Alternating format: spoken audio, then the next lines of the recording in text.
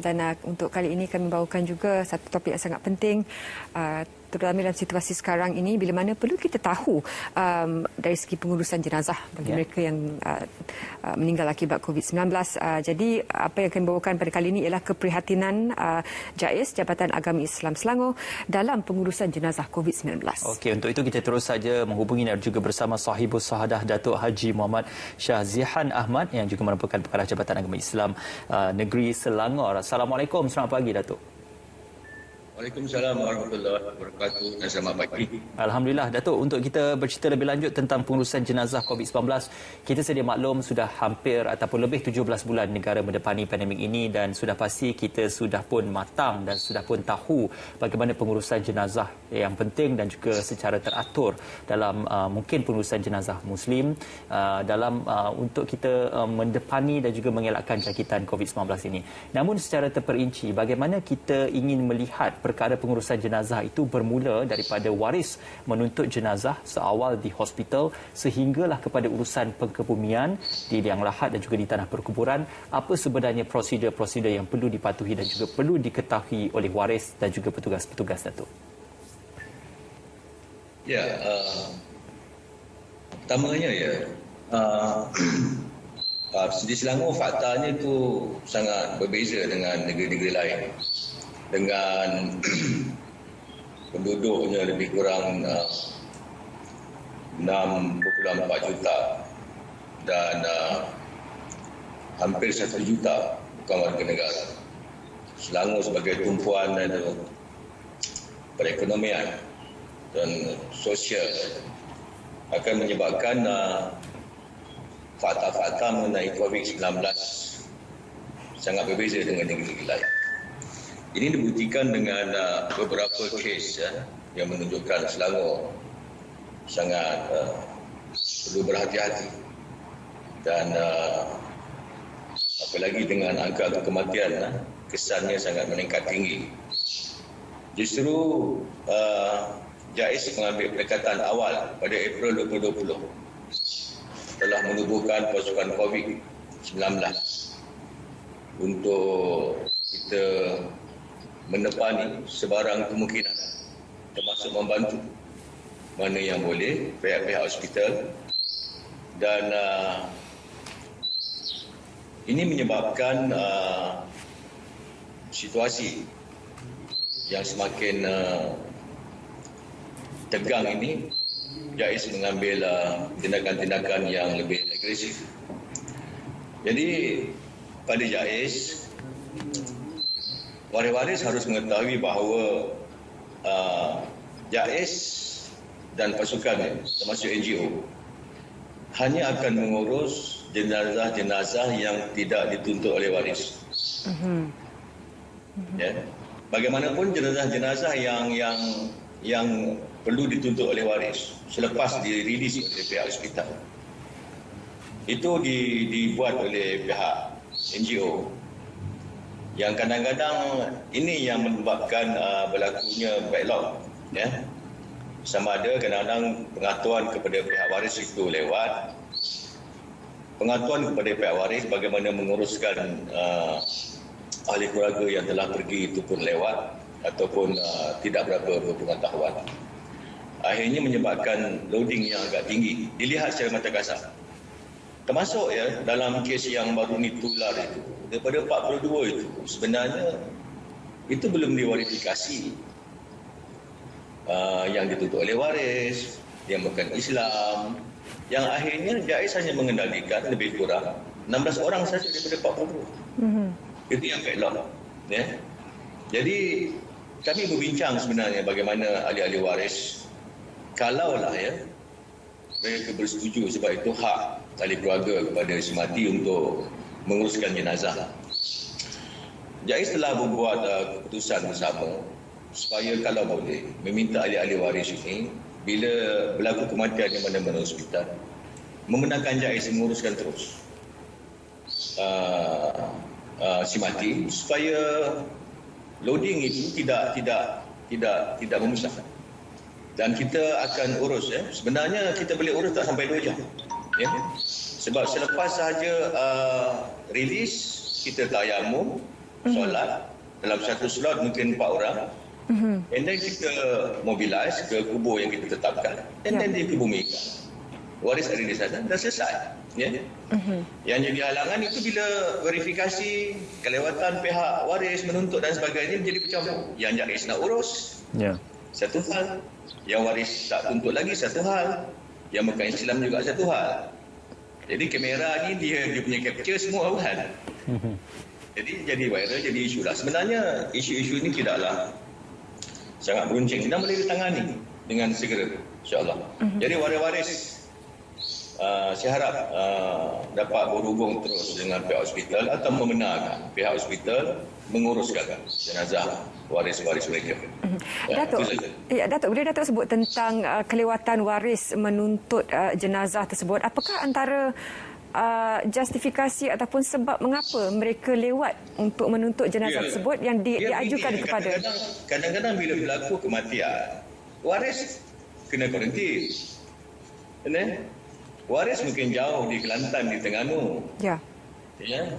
Waris perlukan perkhidmatan jenazah, nak ambil jenazah, NGO-NGO tertentu, nak bawa ke sana, nak berhubung pun kadang-kadang tak ada maklumat. Kan? Termasuklah mungkin juga kekangan-kekangan yang berlaku. Ialah kadang-kadang yang ditawarkan itu tinggi. Sebab ada juga situasi, ada pihak-pihak yang mengambil kesempatan daripada kepayahan ini.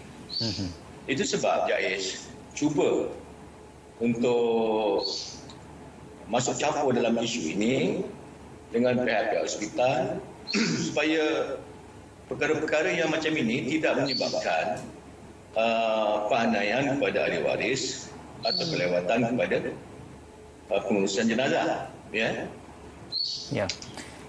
Datuk, ada kemungkinan juga ketidakmampuan waris itu sendiri untuk membuat bayaran-bayaran yang kadang-kadang tidak munasabah atau tinggi kan. Itulah yang antara yang kita lihat masa kita bertemu dengan NGO-NGO bila isu backlog ni timbul. Yang berbagai Datuk, kita juga ingin membawa dan juga meletakkan perhatian kepada isu-isu tentang tanah perkuburan yang meletakkan syarat-syarat bahawasanya hanya ahli qariah yang berdaftar di kawasan dan juga mukim tertentu saja yang boleh dikebumikan di kawasan tersebut.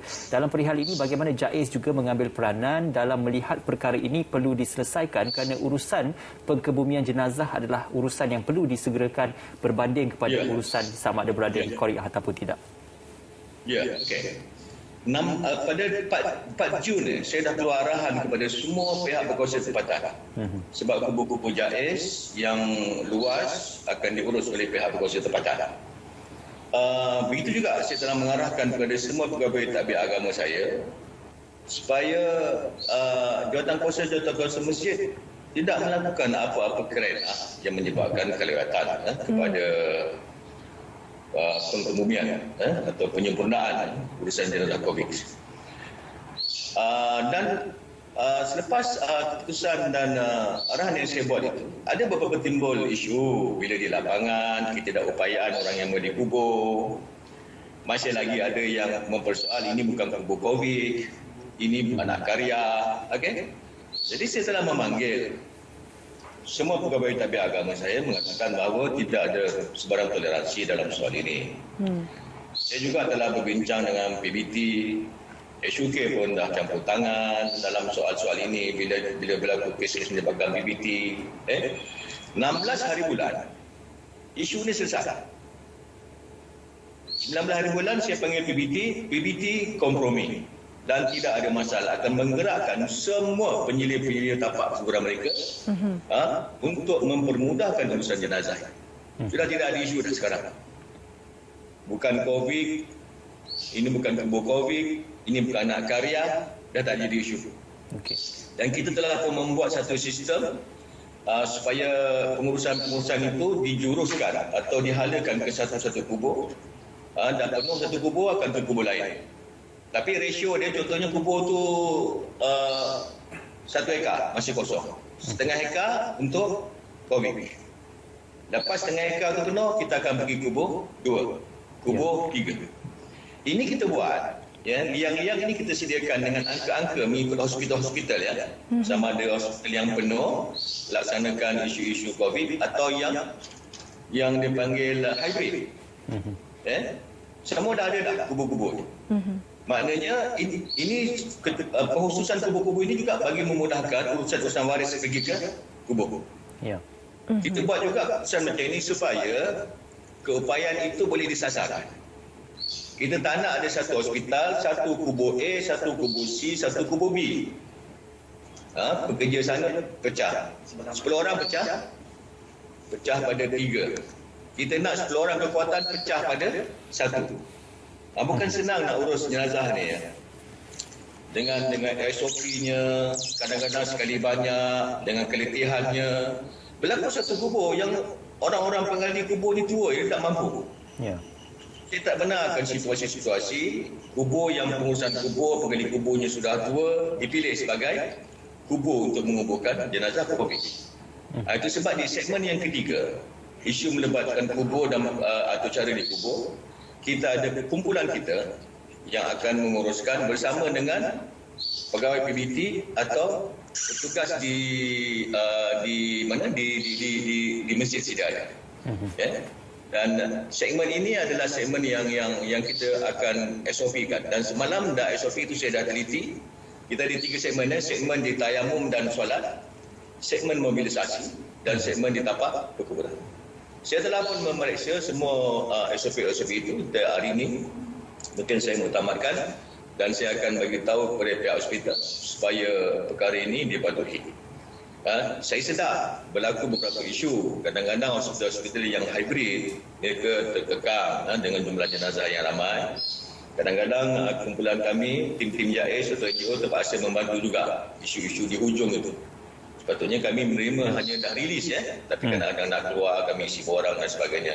Itu kita faham dalam keadaan macam ini, kita saling bantu-membantu. Namun bagi situasi yang mendatang ini, kita semua sudah tahu peranan ini, insyaAllah perkara ini boleh berjalan dengan baik, cekap dan insyaAllah prinsip dalam agama itu kesegeraan, menghormati jenazah dan menghormati sensitiviti waris. Okey. Kita tak mahu jenazah ini dikendalikan begitu rupa dengan cara yang tidak ada adab, hanya semata-mata sebab wang, mengambil kesempatan daripada kepada orang lain. Ini antara yang kita akan tangani. Itu sebab kita akan melakukan surat resmi kepada hospital untuk kita laksanakan tata cara ini. Okay. Datuk, kalau boleh kami minta penjelasan lebih lanjut, kalau Datuk ceritakan lebih terperinci.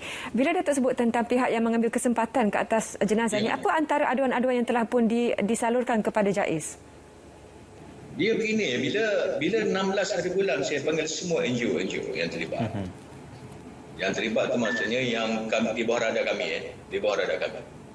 Yang kita bantu PPE-nya, yang kita bantu kenderaannya, bila jenazah meningkat kita bantu, kita pinjamkan dan sebagainya. Berlaku sebenarnya ada situasi bila kita kuasakan ini ada ancaman-ancaman kepada pihak hospital dan sebagainya, ada ancaman juga kepada pihak kita seolah kenapa kita buat tindakan yang begini. Tidak adalah yang aduan-aduan terperinci tentang mereka itu. Tetapi yang kita sedar daripada mesyuarat kita dengan hospital, dengan PBT, dengan NGO-NGO, kehadiran mereka itu agak boleh menyebabkan kelangsungan itu agak terenca. Kita menghargai keprihatinan mereka itu tak nafikan. Sebenarnya lebih banyak orang membantu dan kalau yang nak mengambil perkhidmatan mereka itu mampu, tidak ada masalah. Tapi bila nak membantu dan sebahagian kecil itu sebahagian kecil itu menyebabkan kepayahan pada pihak-pihak, ini yang kita tangani. Okey. Itu sebab dalam pertemuan dengan hospital dengan PBT, saya minta hospital tolong showkan kepada kami NGO-NGO yang mereka kenal supaya kami boleh tauliahkan. Dan saya telah berbincang dengan pegawai, dengan timbalan saya untuk menetapkan kadar fee asas. Okey. Kadar fee asas. Maknanya mungkin kalau slot pertama tayamum dan solat. Bagi Gaddafi dia kita tetapkan 200. Kita tak mahu ada orang yang tayamum saja dengan semayang sampai 500, 600 tak masuk lagi distance. Ya. Sebenarnya nanyalah kepada waris. Waris tengah duka cita, waris tengah kuarantin. Okay? Jadi ini menyebabkan sesuatu yang kita perlu tangani lah. Dan perkhidmatan mereka itu nanti kita sahkan dan kita atur supaya selaras. Okey. Yang berbagi Datuk, apabila diceritakan tadi kita berada dalam tempoh darurat ataupun darurah dalam istilah yang lebih tepatnya, ada juga yang mungkin berpandangan dan juga melihat kepada isu-isu tentang penyediaan yang lahat. Apakah kalau dalam fahaman kita dan juga fahaman hukum agama kita dibolehkan untuk jenazah yang berada dalam satu kategori keluarga yang sama disemadikan dalam satu liang lahat untuk mungkin memudahkan dan juga mungkin mempercepatkan proses persemadian dan juga proses pengemubian itu yang berbagi Datuk? Ya, potensi itu ada. Potensi itu ada. Dan tidak ada halangan pun. Ya. Tetapi saya bagi tahu pihak-pihak berkuasa tempatan, buat masa ini jangan lagi. Sebab kubur di Selangor masih mampu menampung jumlah-jumlah kematian yang dijangkakan. Dan banyak lagi tanah-tanah yang sedia untuk kita potong, untuk kita ratakan, yang diwartakan di bawah tanah kubur. Namun dalam keadaan-keadaan yang nanti saya fikirkan sesuai. Ya. Kita tak nak yang nanti, dia sebenarnya isu ini saya boleh putuskan untuk boleh. Contohnya yang terbaru yang backlog, saya boleh putuskan boleh. Tapi saya tidak mahu nanti orang kata, oh Selangor dah tak ada tanah kubur lah. Kenapa? Dia ditanamkan dalam satu liang. So kok mana pun keadaan ini akan jadi fitnah. Sebab saya tak mahu. Selagi kita sedar keupayaan dan kemampuan kita jalan macam biasa. Cuma yang saya arahkan, supaya kubur tu dibuat rapat-rapat. Kita tak mahu macam kubur yang ada dia jarak, ada keluarga boleh keliling kan. Kita buat rapat-rapat lah. Mungkin selang sekaki korek, selang segi korek. Kalau sekarang ni yang tersusun betul-betul tu kan, dia luas kan sekelilingnya tu. Jadi kita nak macam itulah supaya boleh memaksimumkan lahat-lahat untuk jenazah COVID. Yang bagi Datuk sebagai rumusan kalau boleh kita juga tanyakan untuk pihak JAIS, dengan kes yang meningkat ini, apakah Datuk dapat jangkakan perlukan juga tenaga kerja yang lebih ramai untuk menguruskan jenazah ini? Ya, sudah semestinya. Sebab kita menggerakkan semua daerah. Semalam saya pukul 3.30 petang panggil semua daerah untuk menggerakkan dan mengingatkan mereka kembali peranan mereka. Dan saya telah menetapkan di mana-mana itu hospital ini kubur. Saya juga telah mengarahkan pada 19 hari bulan mesyuarat. Kubur Sepetain mesti dibuka segera untuk menerima jenazah daripada Serdang. Ada yang contohnya di Sepetain, upaya mereka ialah penyedia tapak dan pekerja di tapak ada 9 orang. Itu sudah memadai untuk tidak dibantu oleh kumpulan daripada JAIS. Okey. Sesuai pula dengan Serdang, kadar kematiannya agak rendah. Okey. Jadi gerakan-gerakan untuk mereka terlibat di kumpulan-kumpulan ini, gerakan diikuti dengan gerakan melatih mereka, memberi kekuatan pada mereka supaya mereka mahir memakai PPE, mereka mahir di segmen-segmen yang berjalan, termasuk gerakan-gerakan di daerah untuk menggunakan, utilize semua kenderaan yang ada dalam keadaan-keadaan yang kritikal. Sebab rata-rata masjid di Selangor semua ada kenderaan jenazah.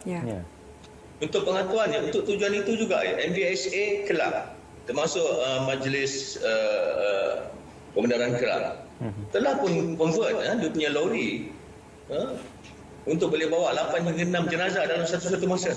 Baik. Ini semua kita buat semata-mata dan kita setuju semata-mata supaya urusan jenazah disegerakan. Baik. InsyaAllah.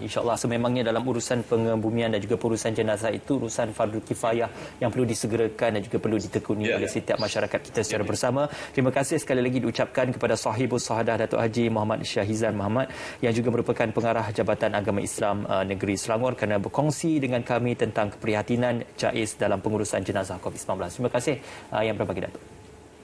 Okey, sama-sama. Alhamdulillah. Assalamualaikum. Waalaikumsalam. Waalaikumsalam.